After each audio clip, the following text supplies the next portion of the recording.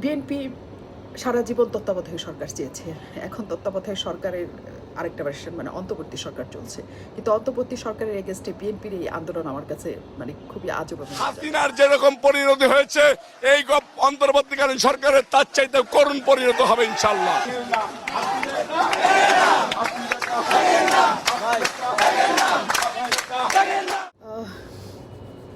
আওয়ামী লীগ বাদে শেখ হাসিনার পদত্যাগের পর 5 আগস্টের পর এই দেশে খালি পদত্যাগ চাইতো হাসনাত আব্দুল্লাহ।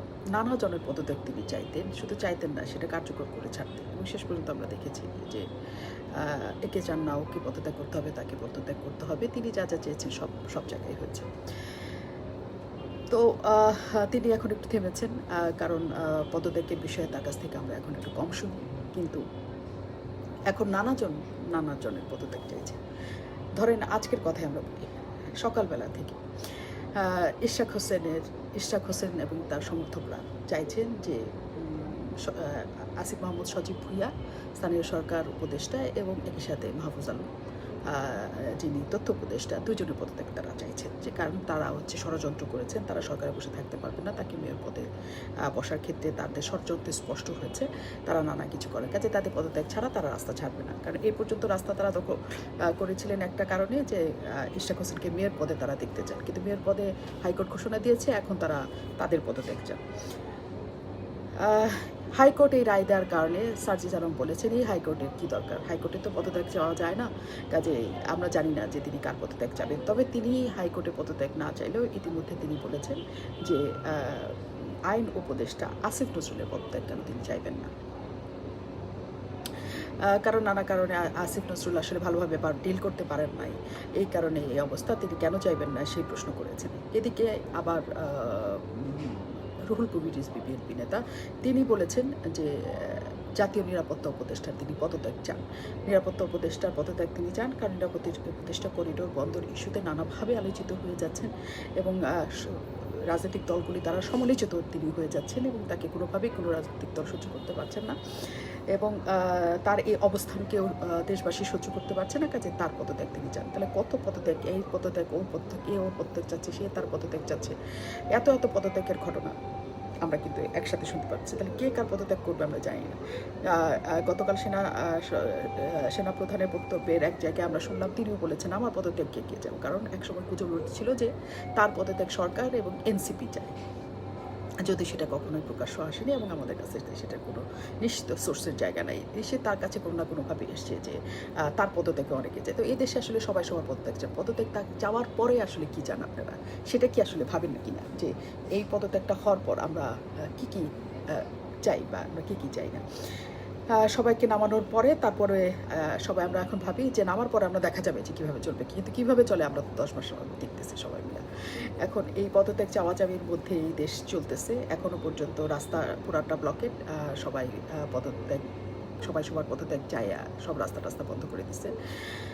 তো এই পরিস্থিতিতে আমরা যখন চলতেছি, তখন গতকাল আসলে তীব্রভাবে রাজনৈতিক দলগুলো, শুধুমাত্র এনসিপি ছাড়া এবং বর্তমান সরকার ছাড়া অবশ্যই তীব্রভাবে রাজনৈতিক দলগুলো সেনা সহায়তা তারা চান। সেনা সহায়তা চান মানে কি, সেনাবাহিনী রাষ্ট্র ক্ষমতা নিয়ে এইটা তারা আসলে সরাসরি বলতে পারছে না, কিন্তু তীব্রভাবে তারা চান যে সেনাবাহিনী থেকে এমন একটা অবস্থা তৈরি হোক যাতে নির্বাচনটা দ্রুততম সময় হয়, নির্বাচনটা সময় হয়। তো সেনাপ্রধান গতকাল বলেছেন যে সেটা ডিসেম্বরের মধ্যেই তিনি চান। এটা কিন্তু তিনি আগেই বলেছেন, একদম শুরুর দিকেই তিনি বলেছেন, যদিও তখন প্রধান উপদেষ্টা বলেছেন যে সেটা নির্ধারণ করবে সরকার এবং তিনি এটা চান, তিনি মোবাইলস চান না এবং তিনি জাতীয় সম্পদ কারোর হস্তান্তর করবেন না, একদম কঠোর ভাষায় তিনি সেটা বলেছেন। এবং অদ্ভুতভাবে যে কথাটা সবসময়ের জন্য বলা হয়েছে যে সেনাবাহিনী কখনো রাষ্ট্র ক্ষমতায় আসুক, এটা কিন্তু কোনো রাজনৈতিক দল কোনোদিন চাইতো না। এই দেশের রাজনৈতিক দলগুলোর মধ্যে কোনোদিনই নেই যে সেনা শাসন এই দেশে চলুক, কারণ সেনা শাসন মানে রাজনৈতিক দলগুলো একেবারে অকেজো হয়ে যাওয়া, নিষ্ক্রিয় হয়ে যাওয়া, কবে নির্বাচন হবে, কবে কি হবে, কবে না কিছু হবে, তার জন্য পুরোপুরি সেনাবাহিনীর উপর এবং ওই সময়কার শাসন ব্যবস্থার উপর নির্ভর করতে হয়, যেটাতে কোনোভাবেই তাদের হাতে থাকে না।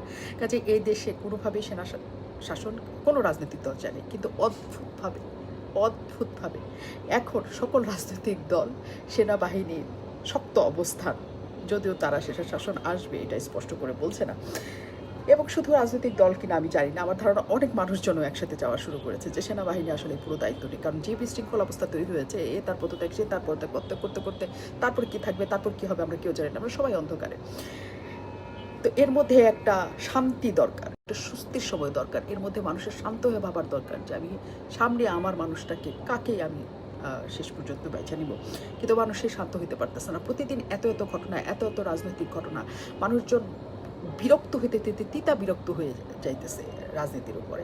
কাজেই জনগণেরও একটা বড় অংশ চাচ্ছে যে এই পুরো কিছু দেশটাকে একটা শান্তির জায়গায় সেনাবাহিনী নিয়ে আসুক। কিন্তু দেশটাকে শান্তির বাহিনী সেনা ক্যান্টনমেন্টে থেকে কি শান্তির জায়গায় আনা সেনাবাহিনীর পক্ষে সম্ভব? কখনোই সেনাবাহিনীর পক্ষে সেটা সম্ভব নয়। কারণ এটা আসলে রাজনৈতিকভাবে এই দেশটা যখন চলছে তখন সেনাবাহিনী চাইলেই অনেক কিছুর মধ্যে যে হস্তক্ষেপ করতে পারেন।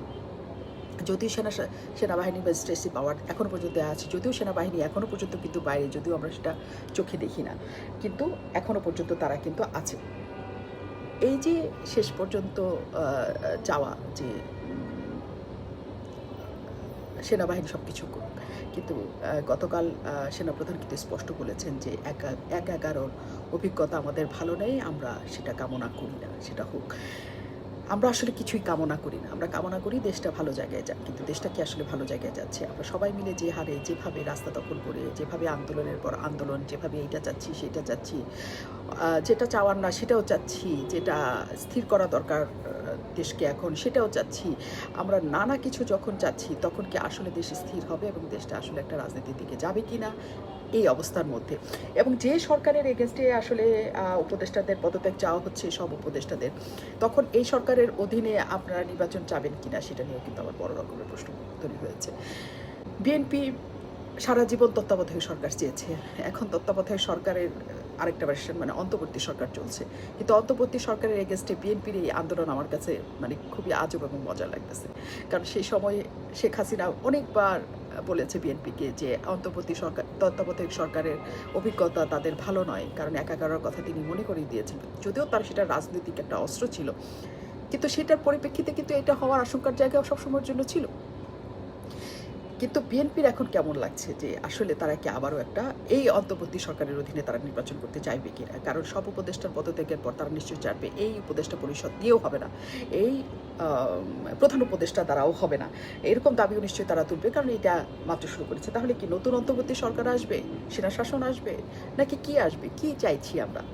সেটা বিএনপি বড় রাজনৈতিক দল হিসেবে নিশ্চয়ই সেটা বড় ধরনের প্রশ্ন তাদের কাছে। কারণ বিএনপি ইশরাক হোসেনের এই আদালতের রায় পাওয়ার সাথে সাথে এটাকে বড় জয় মনে করছে এবং এটা তাদের উদ্বেলিত হওয়ারও কথা। কারণ অনেক বছর পর তারা আসলে আন্দোলনের মাধ্যমে কোনো কিছু একটা জয় পেয়েছে এবং সেই জয়, যদিও ৫ আগস্টে শেখ হাসিনা পদত্যাগে তাদের একটা অবদান ছিল তারা বলেন, এবং ছিল বটেই, কারণ সকল রাজনৈতিক দলও সেখানে ছিল।